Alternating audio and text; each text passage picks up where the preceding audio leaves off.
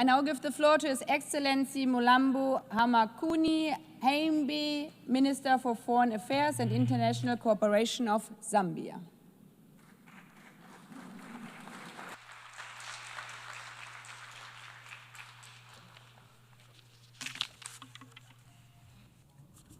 Your Excellency, Madam Annalena Baerbock, President of the 80th session of the United Nations General Assembly, Your Excellency, Mr. Antonio Guterres, Secretary General of the United Nations, Your Excellencies, Heads of State and Government, distinguished delegates.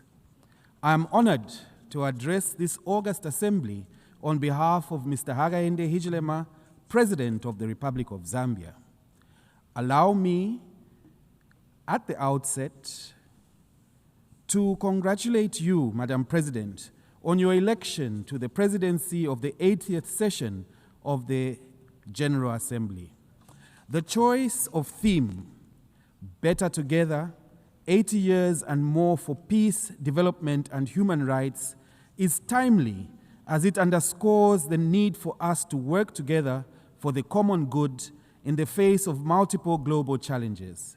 In this regard, Zambia reaffirms its faith in multilateralism and the United Nations Charter, a key foundation for our shared commitment to international peace and cooperation.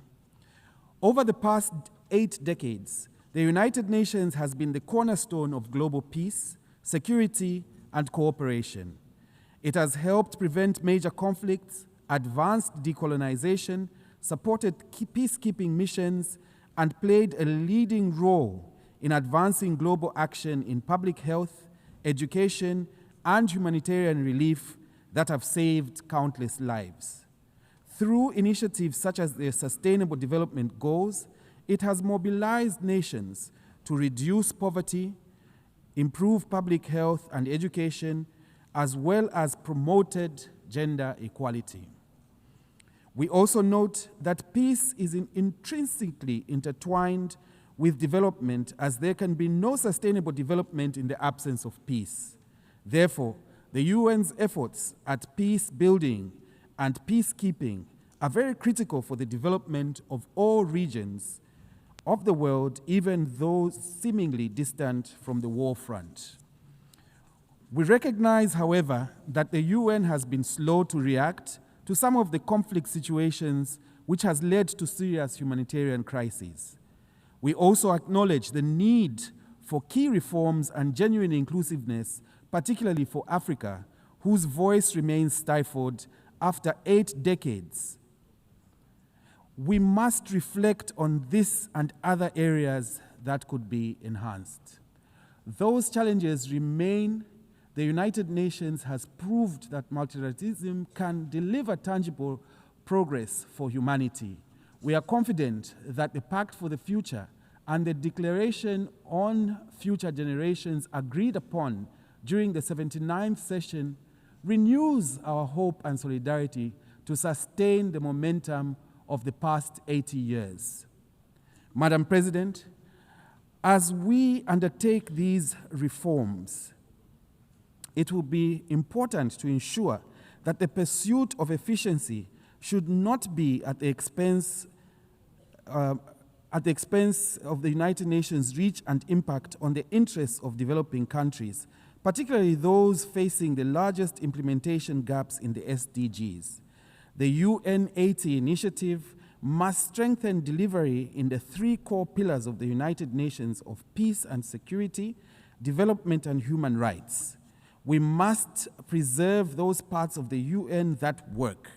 For instance, the resident coordinator system has helped coordinate various UN development agencies to ensure they work together effectively, efficiently, and transparently in supporting the host governments achieve SDGs. These reforms must serve to strengthen the RC system. Madam President, we meet at a critical moment when escalation in geopolitical tensions pose a significant threat to the gains made in the 80 years of the United Nations existence. This exacerbates the existing challenges and places multilateralism under threat. Further, we have witnessed how challenges such as ongoing conflict situations, climate shocks, and the pandemic have negatively impacted the global economy. It is therefore clear that a short period of war or crisis can erase decades of development gains. We therefore categorically condemn war and aggression and urge all parties in conflict to choose diplomacy over violence. Allow me to re-echo President Hakainde Hichilema's constant reminder to the world that instability anywhere is instability everywhere. Zambia therefore remains an advocate for peace, human rights, good governance, and inclusive development for a strengthened multilateral system. Further, we remain committed to the principles enshrined in the United Nations Charter. Zambia has been actively engaged in regional peace efforts. We continue to support the work of the African Union and regional organizations in mediation and peacekeeping, including in the Horn of Africa and the Great Lakes region. Here at the United Nations, we as African nations count on the continued support of the international community in initiatives to silence the guns in Africa and resolve conflict worldwide for a more secure world. Madam President, inspired by the 2030 Agenda for Sustainable Development and our national vision, we have undertaken bold reforms to improve the lives of our people, even as we recover from the devastating drought that affected our country in 2024. A cornerstone of our strategy is investing in our people, especially the youth. Believing that education is the greatest equalizer, our government introduced free primary and secondary education for all children, recruited a number of teachers to improve the quality of education. We further recognize that a healthy population underpins productivity and inclusive growth. Zambia therefore remains steadfast in its pursuit of health for all by building resilience, equitable and accessible health systems. We are expanding infrastructure, providing essential supplies, and deploying thousands of health workers to underserved areas, among other interventions. While we recognize the changing landscape in official development assistance, we call on development partners to continue their effort to support HIV/AIDS programs, especially with antiretroviral therapy, so that countries such as Zambia that have made progress in the fight against HIV do not regress on account of funding constraints.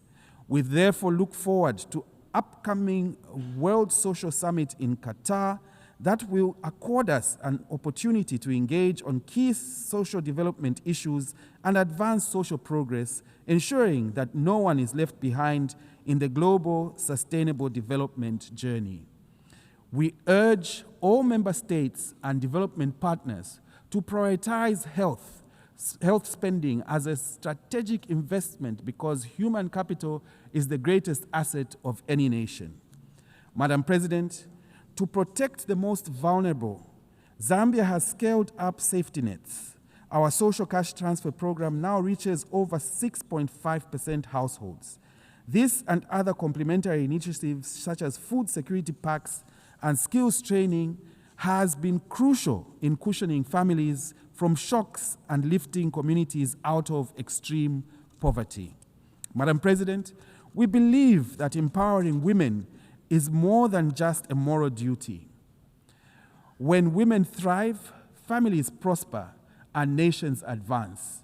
We therefore place women and youth at the center of our transformation through affirmative measures that enhance women's participation in decision-making and protect their careers and families. We continue to lead efforts to eliminate gender-based violence and child marriage through strengthening laws and community awareness programs. We call on the international community to redouble efforts towards gender equality, especially as we commemorate the 30th anniversary of the Women's Conference and Beijing Program of Action. Madam President, Zambia's economy, like many other developing countries, has endured turbulent times in recent years. Upon assuming office, our government's highest priority was to restore macroeconomic stability, which we are steadily delivering. We implemented difficult but necessary reforms to restructure our public debt in order to create fiscal space. This debt restructuring, alongside our ongoing IMF-supported program, has put Zambia firmly on a path to debt sustainability and renewed investor confidence. However, stabilizing the economy is only the first step. We equally focused on reigniting growth and economic transformation through diversification. Madam President, the existential threat of climate change looms over all our aspirations. Despite our minimal contribution to global emissions, many developing countries often experience increased frequency of climate shocks, such as droughts and destructive floods. In this regard, we look ahead with a hope to the upcoming COP30 in Brazil, which will mark the 10th anniversary of the Paris Agreement. This milestone conference must be a turning point from promises to action. Zambia has submitted its revised National Determined Contribution, NDC 3.0, and we therefore encourage other countries to do the same with enhanced ambition to be within the reach of the 1.5 degrees Celsius goal. We must act now to limit global warming and to adapt to its effects. Let us summon the political will for bold action that safeguards the planet for future generations. Madam President, 5 years to the year 2030, only 17% of SDGs are on track. We also note that several developing countries remain fiscally constrained in directing sufficient resources towards SDGs on account of increasing debt burdens, highlighting the need to strengthen mechanisms for resolving debt crises. Against this backdrop, Zambia was privileged to have co-facilitated the outcome document of the 4th International Conference on Financing for Development, which unanimously adopted the Sevilla Commitment. This outcome has renewed global consensus to close the $4 trillion annual SDG financing gap. It is now time to move from commitments to action. We call on all nations, development banks, and the private sector to align their policies and investments with the SDGs. Official development assistance, a lifeline for less developed countries, must be protected. There is need to scale up domestic resource mobilization, embracing innovative financing mechanisms, tackling illicit financial flows, and promoting private sector involvement. Madam President, for too long, the current international financial architecture has perpetuated structural inequalities, particularly for developing countries. The post-war institutions designed to promote global economic stability and growth no longer reflect today's geopolitical and economic realities.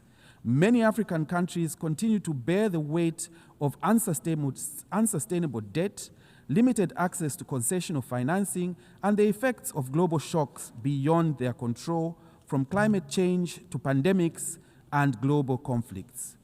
We therefore welcome the commitments from various stakeholders for comprehensive reform of the global financial system. This reform should include governance reform of global financial institutions to strengthen representation of developing countries in international economic decision-making. Zambia further welcomes initiatives such as the Borrowers Forum to ensure fair and timely resolution of debt. Madam President, Zambia is both a least developed country, LDC, and a landlocked, or as we prefer, land-linked developing country, an LLDC. These two categories of countries face unique structural challenges. In July 2025, Zambia was privileged to host the LDC Future Forum in Lusaka, whose insights on building resilience to shocks and the need for innovation to address challenges were empowering. During the conference, our Republican President, Mr. Haimbe Hichilema, underscored the need for LDCs to build resilience by being more proactive and self-reliant. As a landlocked country, Zambia welcomes the AWAZA program of action, which prioritizes structural transformation, trade facilitation, regional connectivity, resilience, and ICT infrastructure, which reflect our own priorities. We also welcome the AWAZA's call for innovative financing. Landlocked need not mean isolated and encased. I repeat, Madam President, landlocked need not mean isolated and encased. As our President fondly states, LLDCs can become land-linked rather than landlocked, and we in Zambia are committed to making this vision a reality. Allow me to appeal, Madam President, that even as we reform the office of the High Representative for landlocked, for less developed countries, landlocked countries, and SIDS must be maintained. It is of imperative importance. Madam President, the theme of this session, Better Together, also compels us to reflect on the United Nations' readiness to address today's complex challenges. The Security Council's current composition and working methods reflect a bygone era and are overdue for reform. Decisions on critical peace and security issues are all too often stalled by the veto power of a few, even when the wider membership speaks clearly. Africa, with 1.4 billion people, still has no permanent seat, a historical injustice that must be rectified. Zambia therefore reaffirms the Common Africa position on Security Council reform as set out in the El Zulwini Consensus and the Sirte Declaration. We call for comprehensive reform that expands both permanent and non-permanent membership to make the Council more equitable, effective, and reflective of today's world. Madam President, Excellencies, 80 years ago, the world emerged from war with a promise to never again allow division and destruction to define our collective future. That promise is being tested today. Let this 80th General Assembly be remembered as a turning point where the world chose solidarity over silence, justice over inertia, and unity over division. We must act not out of fear, but out of hope, not in isolation, but in solidarity, as we are better together. Madam President, Your Excellencies, I thank you.